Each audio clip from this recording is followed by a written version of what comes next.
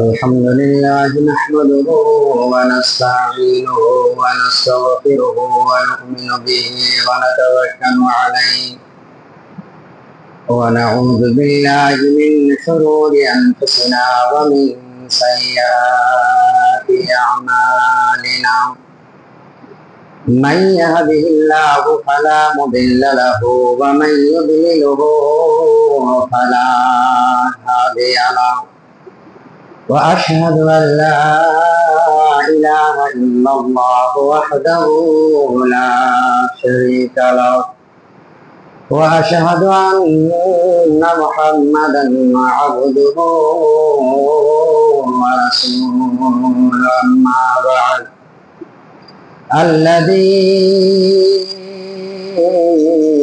أرسله بالحق بشيرا ونذيرا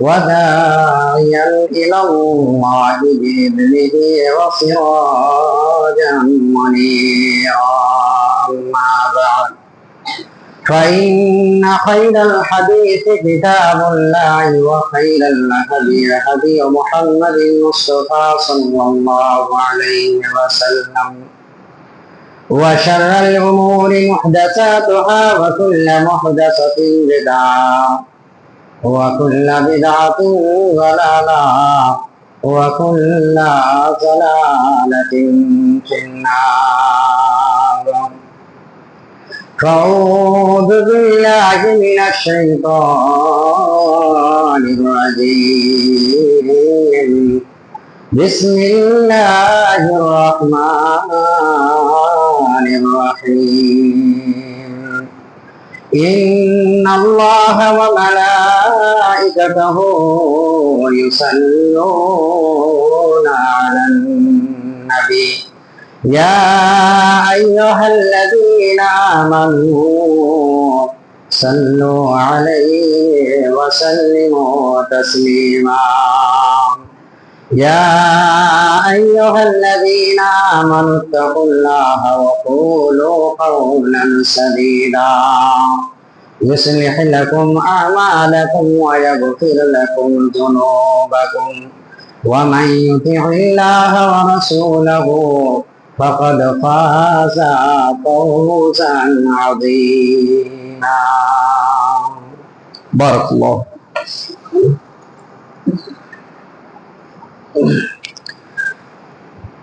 إن الحمد لله وحده والصلاة والسلام على سيد الأنبياء والمرسلين وعلى آله وأصحابه أجمعين أما بعد أعوذ بالله من الشيطان الرجيم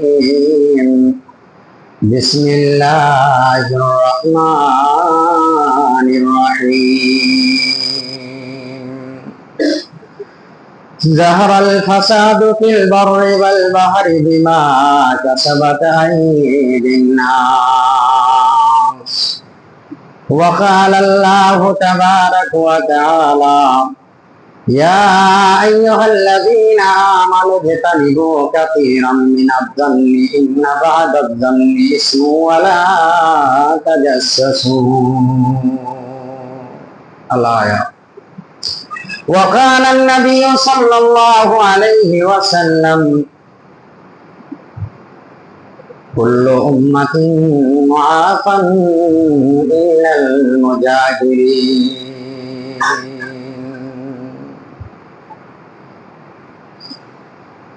প্রভু আমার বলত শুনি কেন বয়া মন কর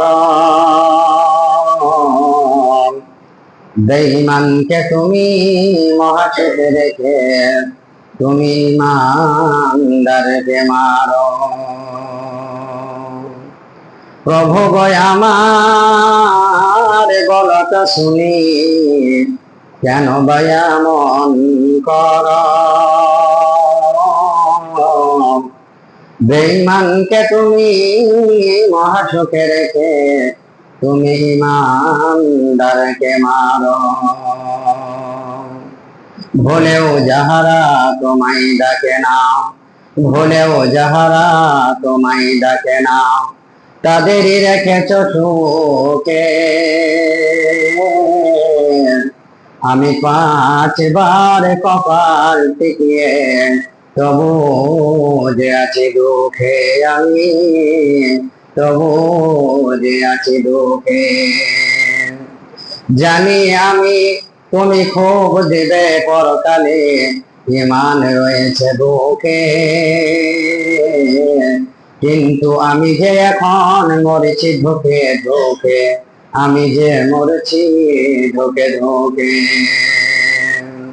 প্রভু ভয় আমার বলো তো শুনি, কেন ভয় মন কর? বেঈমানকে তুমি মহাশোকে রেখে, তুমি ঈমানদারকে মারো।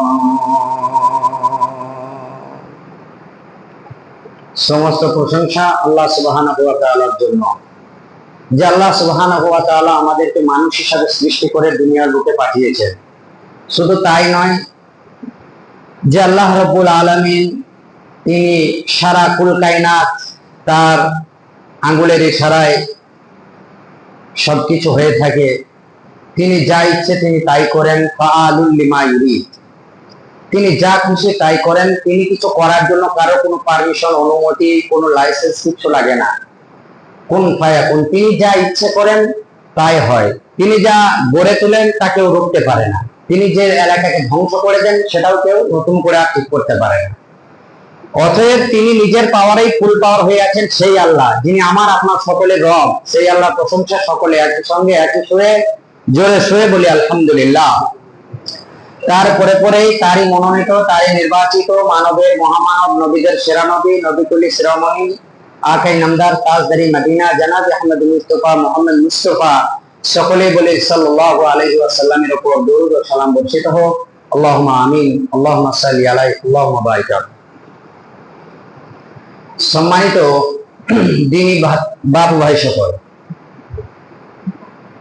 আমরা মুসলিম। সব থেকে বড় পরিচয় হচ্ছে আমাদের মুসলিম।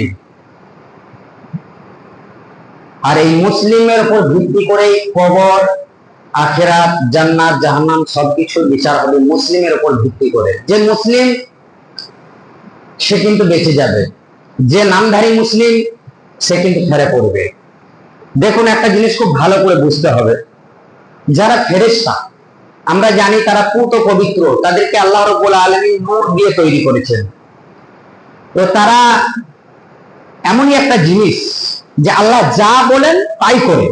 ফেরেশতা এমনই একটা জিনিস, আল্লাহ তাদেরকে যা আদেশ করেছেন তাই তারা পালন করে, যা নিষেধ করেছেন তারা করে না। তার মানে ওরা কত ভালো। এই ফেরেশতাদের সম্পর্কে আর কোনো মত নেই, দ্বিমত কিছু নেই, তারা জান্নাতে যাবে। যারা আল্লাহকে অস্বীকার করেছে, কাফের, ইহুদি, নাসারা, যারা রয়েছে, যারা আল্লাহর প্রতি তাদের বিশ্বাস আছে কিন্তু সেই বিশ্বাসের মধ্যে কিন্তু আছে, তারা কিন্তু সেই ভ্রান্ত আকীদা বা ভ্রান্তি আকীদা নিয়েই তারা জাহান্নামে যাবে। তাহলে তাদেরটাও ফয়সালা পেয়ে গেলাম। কিন্তু মাঝে সমস্যা হলো আমাদের, আমরা এখনো এটাও জানতে পারিনি যে আমি জান্নাতে যাব না জাহান্নামে, আমি মুসলিম আছি নাকি নেই, এটা আমরা কিন্তু জানিনি, আজও জানি না। একটা জিনিস বলি তারপর বক্তব্য শুরু করব। আশারায়ে মুবাশশারা, এটা আরবি একটা শব্দ। আশারায়ে মুবাশশারা, না আশারা মানে 10, মুবাশশারা একটা সুসংবাদ। সুসংবাদ হলো জান্নাতের সুসংবাদ। এই পৃথিবীর বুকে 10টা ব্যক্তির জন্য এসেছিল, নিশ্চয়ই জানেন, ঘটনা শুনেছেন। 3 জন ব্যক্তি দুনিয়াতে বেঁচে থাকতেই আল্লাহর পক্ষ থেকে শুনিয়ে দেওয়া হয়েছিল তারা জান্নাতি। শুধু তাদের মৃত্যুই তাদেরকে বাধা দিয়ে রেখেছিল। তার মধ্যে থেকে একটা ছিল উসমান। 4 খলিফা তো ছিলই, তার মধ্যে থেকে একটা উসমান। তো উসমানকে আল্লাহ রাব্বুল আলামিন, আচ্ছা আমি এখানে একটা কথা বলি, যদি বড় থেকে কোনো মানুষকে আল্লাহ বলে যে ইমাম সাহেব বললেন হোসেন তুমি জান্নাতে চলে যাবে, তোমার মোটামুটি পারমিশন হয়ে গেছে, একদম কনফার্ম। আচ্ছা ওই লোকটার আর নামাজ পড়া দরকার আছে না নেই? কি মনে হচ্ছে? আমার তো মনে হচ্ছে নেই। আমি বলবো যেটা আমার মত, যে পেয়ে গেছে মানে আর কিছু নেই, আল্লাহর ঘোষণা। তো এখন আল্লাহর কথা মানে অমান্য হবে না। আল্লাহ বলে দিয়েছেন জান্নাত তাদের, নামাজ না পড়লেও চলবে। এখন কথা হচ্ছে ওই আশারায়ে মুবাশশারা 10 জন ব্যক্তির যে জান্নাতের ঘোষণা হলো, তো তারপরেও এত কান্নাকাটি কেন? নামাজের অবস্থাতে, জিকিরের হালাতে, যে কোনো অবস্থাতে উসমান এত পরিমাণে কাঁদতেন যে সাহাবারা বলতেন, উসমান গনি আপনি এত কাঁদেন কেন? আপনার কান্না করার তো কোনো কথাই হয় না কেন? তা আপনি তো জান্নাতে যাবেন, এ কথা তো শুনে নিয়েছেন। তো উত্তর কি দিয়েছিলেন জানেন? যে আমি জান্নাতে যাব আল্লাহর পক্ষ থেকে, এটা সুসংবাদ শুনিয়ে দেওয়া, এটা ঠিক, এটা একদমই ঠিক। কিন্তু কবরের আযাব যে আমাকে ছাড়বে, কথা আল্লাহ কেন বলেনি? কবরের আযাব আমাকে ছাড়বে না ধরবে, আমাকে সেখান থেকে পরিত্রাণ দেওয়া হয়েছে না হবে, এটা তো বলেনি। জান্নাত পাবো এটা ঠিক, কিন্তু আমার ভয় হয় এই কবরটাকে, টুটি কাটা পাটটাকে আমার ভয় হয় যে এখানে যখন চেপে ধরবে সেই জায়গাটা আল্লাহ বললো না, এটা তো ভয়ঙ্কর বেশি। এই জন্য আমি কাঁদি। আমি শুধু কাঁদি কবরের ফিতনা থেকে আমি কিভাবে বাঁচবো, কবরের আযাব থেকে আমি কিভাবে বাঁচবো। এমনকি উসমানের জীবনী যদি আমরা পড়ি, উসমানের জীবনী যদি একটু ঘাঁটি, তাহলে বুঝতে পারবো তিনি কতটা নরম দিলের মানুষ ছিলেন। ওই উসমান গনি যখন কোন গোরস্থানের দিকে পেরিয়ে আসতেন, উনি অনেক সময়, সাহাবারা বলছেন, উনি অনেক সময় অজ্ঞান হয়ে পড়ে যেতেন। তো সাহাবারা মাথায় পানি টানি দিয়ে তুলতেন এবং বলতেন, কি ব্যাপার, আপনি প্রায় সময় দেখি গোরস্থানের কাছে আপনি মাথা মানে অজ্ঞান হয়ে পড়ে যান, কারণটা কি? তো তিনি বললেন, এই কবরটাকে আমরা হয়তো ভাবি একটা গর্ত, মাটি ঢাকা আছে, এটাই মনে করি। আমরা এতটুকুই মনে করি যে একটা কবর, একটা গর্ত, একটা মানুষকে ঢাকা আছে, এর থেকে আর কিছু নেই। তোমরা কি জানো এই কবরটা কত ভয়ঙ্কর? এটাকে বলা হচ্ছে প্রথম মঞ্জিল। এই মঞ্জিল এমন একটা মঞ্জিল যে এই ধাপে যদি কেউ আটকে যায়, এটা যে কতটা ভয়ঙ্কর আমার ভাষা নেই বোঝানো। এই জন্য আমি কান্দি যে আমাকে কবর কি ছাড়বে। মনে হয় যার জান্নাতের সার্টিফিকেট পাওয়ার পরেও সেই লোকটাকে কবরে ধরবে। তাহলে আমরা তো মিডিলে, এই এত একটা কথা বলেন, তাহলে আমরা মধ্যপথ অবলম্বন করি, মানে আমরা মিডিলে আছি। এখন আমরা এটাও জানি না যে আমার নামাজ আল্লাহ নিচ্ছেন কিনা, এটাও জানি না, এবং আমি যে কবরে আযাবের সম্মুখীন হব এটাও জানি না। মানে মিডিলে আমরা যারা আছি, এটা বড় বিপদ হলো আমাদের। তাই আমাদেরকে সমস্ত কিছু, চোখ কান বিবেক অন্তর সব কিছু খুলে আমাদেরকে কাজ করতে হবে। যে কাজটাই করব, যেটুকুনি করব, অন্তরে অন্তরস্থল থেকে করতে হবে, নচেত খেলা আছে। কি খেলা আছে আমার ভাষায়? কবর এমনই একটা জিনিস যা কাউকে ছাড়বে না, ধরবে। এবার কেন ধরবে, এবার আসল বক্তব্যে। আমরা মানুষ, আমাদের সব থেকে একটা বড়, এই যে বর্তমান সমাজকে নিয়ে একটা কথা বলি, আমি সবসময় বর্তমানকে সামনে রেখে কথা বলার চেষ্টা করি। অনেক সময় মানুষ সামান্য জিনিস নিয়ে এত ভেঙে পড়ে, যেমন আমি একটা বলেই দিই, SIR যেটা চলছে বলি, এই বিষয়গুলো নিয়ে আমাদেরকে তদন্তও করতে হয়, এবং আমরা গবেষণা করি না তাই জানি না। আল্লাহ রাব্বুল আলামিন এই বিষয়গুলো বলে দিয়েছে। মুসলিম জাতি অত সহজে জান্নাতে যাবে না, এদেরকে অনেক অপমানিত, লাঞ্ছিত, ঘৃণিত, পদদলিত, পদপৃষ্ট এদেরকে হতে হবে। এই আল্লাহ ইমানটাকে অত সহজে নেবে না। এই SIR নিয়ে মানুষ যতটা চিন্তিত, যতটা চাপ নিয়েছে মাথার মধ্যে, আমি যতটুকু দেখেছি, আমার মানে অভিজ্ঞতা বলছি, আমি জানি না সেই মানুষরা যদি অন্তত একটু ওই চিন্তা, ওই SIR এর চিন্তাটুকুনি যদি কবর, আখিরাত, জাহান্নাম এইসব নিয়ে করতো, বা আল্লাহকে নিয়ে করতো, আমার মনে হয় তার ইমানে বৃদ্ধি পেত, বরং আল্লাহ তার পক্ষ থেকে সাহায্য করতেন। বা তাওয়াক্কাল আলাল্লাহ, যেটাকে বলা হয় আল্লাহর প্রতি ভরসা। আমি আমার বড়চোদ গ্রামের মানুষদেরকে একটা কথা শেষ বলি, SIR ব্যাপার নিয়ে একদম মাথা থেকে মুছে ফেলবেন, এটা কিচ্ছু না, এটা সারা জীবন আছে, থাকবে, এটা চলবে, এটা নতুন কিছু নয়। আর এটা বাদ করা না পড়ে এটা নিয়ে ভাবেন না, ভাবুন এটা যে দুনিয়াতে SIR হলেও থাকবো, দুদিন পরে মারা যাব, কিন্তু সেই যে বারজাখী জীবন, যেটা কবরের জীবন, সেটাকে নিয়ে ভাবুন। কবরে ভয়ঙ্কর শাস্তি কিছু মানুষের হবে, তার মধ্যে থেকে এই দুনিয়াতে কয়েকটা লোকের নাম আমি বলবো, আপনারা শুধু শুনবেন এবং মিলিয়ে নেবেন আমার কথার সাথে। পৃথিবীতে সব থেকে বড় পাপ কি জানেন? সব থেকে বড় পাপ, যদি আমি এখন জিজ্ঞেস করি, বলবেন হত্যা করা। না, হত্যা করা বড় পাপ, কিন্তু অত বড় পাপ। হত্যার বদলে তাকে হত্যা করে দাও, হত্যাটা অত বড় পাপ নয়। এখন যদি বলেন যে জেনা করা, জেনা করা নোংরা কাজ, এক কঠিন নোংরা। আল্লাহ রাব্বুল আলামিন এমন কথা বলেছেন জেনা সম্পর্কে যে তোমরা ওর ধারে পাশে যেও না। মানে ওটা এতটাই খারাপ, আল্লাহ এই ব্যাপারটাও বলে দিয়েছে যে আমি ওটাকে খুব খারাপ দৃষ্টিতে দেখি, যেটা জেনা, খুব জঘন্য, নোংরা, নিকৃষ্ট কাজ, ওটা তোমরা করে না, ওর ধারে পাশে যেও না, এটা বললেন। এটারও ব্যাপারে সমাধান রয়েছে। তারপরে শিরক করলেন, সেটা তো আল্লাহর সঙ্গে, সেটা আল্লাহ ভালো জানেন। তাহলে হত্যা, চুরি, রাহাজানি, মারামারি, কাটাকাটি, ফাটাফাটি এগুলো বড় পাপ হলেও এর থেকে ভয়ঙ্কর পাপ কি আছে জানেন? এর থেকে বড় পাপ পৃথিবীতে আর কিছু নেই, যার নাম হলো গীবত, পরনিন্দা, পরচর্চা, না জেনে কথা বলা।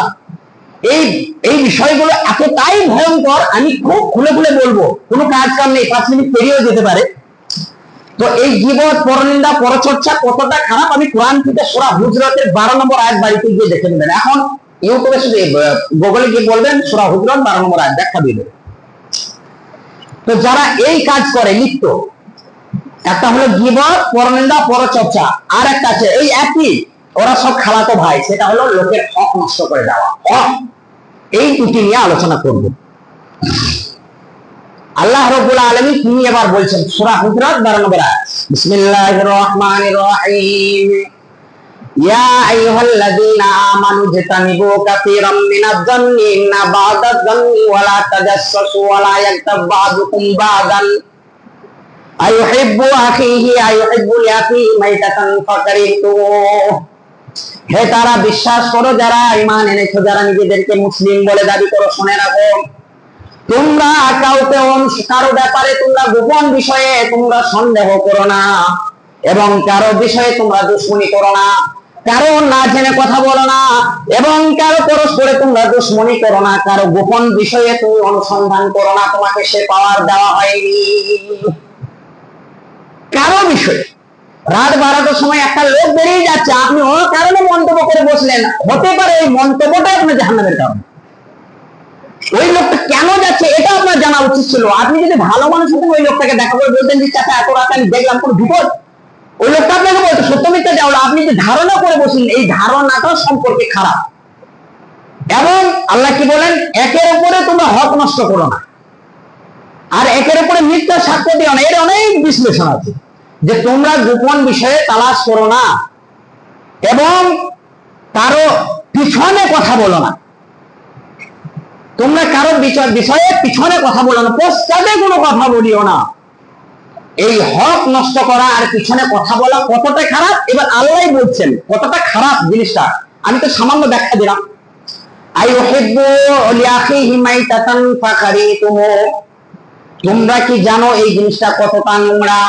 যার সম্পর্কে জানো না, চিনো না, জানো না, তুমি অকারণে ধারণা করে তুমি অকারণে গুনাহগার হয়ে গেলে। আইয়ুহিব্বু লিআখিহি মাইতাতান ফাকারিতুম, জানো এটা কতটা নোংরা? যেটা এতটাই নোংরা সেটা হলো তুমি পারবে, তুমি কি পারবে? আল্লাহ বলছেন তুমি কি পারবে? তোমার মৃত ভাইয়ের লাশ তোমার সামনে থাকবে, তোমাকে বলা হবে এই মাংসগুলো এবার একটা একটা করে কাটো আর খাও। আইয়ুহিব্বু লিআখিহি, তোমরা পছন্দ করো, করো না, লিআখিহি ভাইয়ের মাইতাতান মৃত্যু, গোশ খেতে তোমরা পারবে? তোমার ভাই মারা গেছে, তোমার সামনে শোয়ানো আছে, এবার ছুরি যা হলো বলো কেটে কেটে খাও। আইয়ুহিব্বু লিআখিহি মাইতাতান ফাকারিতুম, আল্লাহ বলেন না না না, এটা তোমরা জীবনেও পছন্দ করো না, তোমরা খুবই খারাপ ভাবো এটাকে। আল্লাহ বললেন তার থেকেও ভয়ঙ্কর, যেটা এটা সম্ভব নয় তার থেকেও ভয়ঙ্কর হলো মানুষের পিছনে কথা বলা এবং গীবত করা। তুমি জানো না সেটা বলো না, তুমি যেটা জানো। আল্লাহ রাসূলকে জিজ্ঞেস করা হলো, আল্লাহ নবী আমি এমন একটা দোষ জানি যে দোষটা লোকের মধ্যে আছে, যদি আমি ওটা অন্যের কাছে বলি এটাও কি গীবত হবে? আপনি আমায় জানিয়ে দেন। আল্লাহ রাসূল বলেন হ্যাঁ, বোঝাতে পারলাম না? আমি জানি বড় চোখে শরীর চুরি করে চোর, আমি জানি। এখন আমি আল্লাহ রাসূলকে বলি ওই যে চোর, ওটা আমি বলছি নবীজের কাছে যে ও চোর, এটা কি সত্য বললে এটা কি গীবত? আল্লাহ রাসূল বলেন হ্যাঁ এটাও গীবত। তুমি যদি ভালো মানুষ হতে তাহলে তুমি তাকে দাওয়াত দাও, তুমি তাকে বোঝাও তার ওই খারাপ গুণের কোনটা, অন্য মানুষের কাছে তুমি আর তাকে খারাপ করে দিও না। তুমি বলবে কেন ও চোর, ওটাও তোমার গীবত। তার মানে জেনে শুনেও বলাটা, ভালো প্রশংসা করো কিন্তু খারাপটা বলতে নিষেধ করছে। ভালো গুণটা তার বলো, কারণ ওর গুণ যদি এর আঁচ করে ভালো হতে পারে, কিন্তু ওর মধ্যে কিছু খারাপ গুণ আছে ওটা বলিও না। তোমরা এটা কোনোদিন পছন্দ করো না। অতএব গীবত, পরনিন্দার লোকের হক নষ্ট করা থেকে তোমরা বেঁচে থাকো, কবর তোমাদের আর কোনোদিন ভরবে না। এই হাজারো লাশ কবরে আটকে আছে। কেমন আটকে আছে এবার বলি, হাদিসটার দিকে যান, হাদিসটা বললে খুব পরিষ্কার হয়ে যাবে।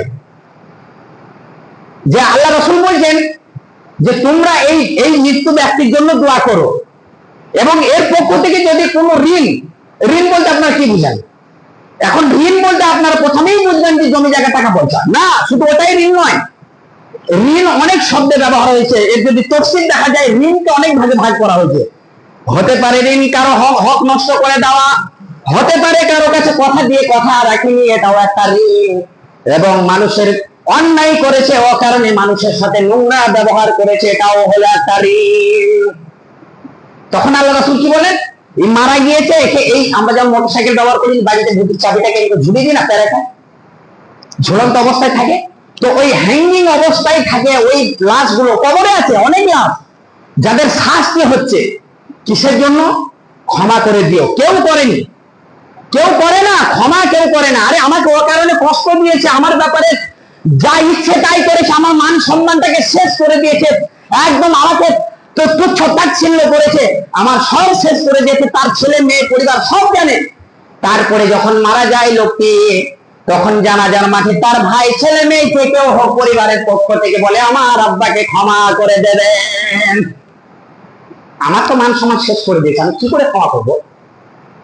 আর আল্লাহ রাসূল ওই জায়গাতেই ভয় করছেন যে ও যদি ক্ষমা না করে আল্লাহও ক্ষমা করতে পারবে না। আল্লাহর এই পাওয়ারটা নেই, আল্লাহর সব পাওয়ার আছে, আল্লাহর এমন কোন পাওয়ার নেই যেটা নেই, কিন্তু আল্লাহর একটা পাওয়ার নেই, সেটা আল্লাহ নিজেই বলেছেন যে আমি কারো হক নষ্ট করা, ওটাকে আমার পক্ষ থেকে ক্ষমা হতে পারে না। কেউ কাউকে অন্যায় ভাবে কথা বলেছে, আঘাত করেছে, সেটাও কোনোদিন আমি ক্ষমা করতে পারি না, আমার আওতাতে ওটা নেই, আমার শক্তিটাই নেই। ওর জন্য কবরে আটকে যাবে মানুষ, হাজারো লাখ ওই অবস্থায় ঝুলে আছে। তখন ফেরেশতারা বলে হাউলা এরা কারা, যারা আজও কষ্ট পাচ্ছে, উপর দিকে ঠ্যাং করে নিচের দিকে মাথা করে ঝুলছে, এদের কি কোনো পরিত্রাণের ব্যবস্থা নেই? বলে পরিত্রাণের ব্যবস্থা আছে, যতক্ষণ পর্যন্ত ওই গ্রামে ওই মানুষটাকে অন্যায় ভাবে অপদস্থ অপমানিত করেছিল, ওই ক্ষমা না করলে ওর ওই অবস্থাতেই থাকবে। কতদিন? কিয়ামত পর্যন্ত। কাজলে মৃত্যু হবে, আমার হবে, তারপরে দুজনকে সামনাসামনি করে যদি আমি ক্ষমা করি কিয়ামতের দিন, তাহলে হবে। কিন্তু কিয়ামতের দিন এটা জেনে রাখুন, কেউ কাউকে ক্ষমা করবে না। কিয়ামতের দিন ক্ষমা করবে না বলেই তো আল্লাহ, এটা আল্লাহ এবং আল্লাহ রাসূল এত জোর দিয়েছেন যে বেঁচে থাকতে ক্ষমা চাও। হাজারো নিথর দেহ দুনিয়াতে অন্যায় ভাবে হক নষ্ট করে না, মানুষের গীবত করা, পিছনে কথা বলা, অহংকারের পতন, অহংকার দাম্ভিক কারণে অনেক মানুষকে মানুষ মনে করে না সমস্ত কিছু দুনিয়াতেই থাকবে, তুমি খালি হাতে শুধু সাড়ে দিনার জায়গাতেই থাকবে। এটা রাসূল বলেছেন যে তোমরা মানুষের হক নষ্ট করো না। কালকের ঘটনা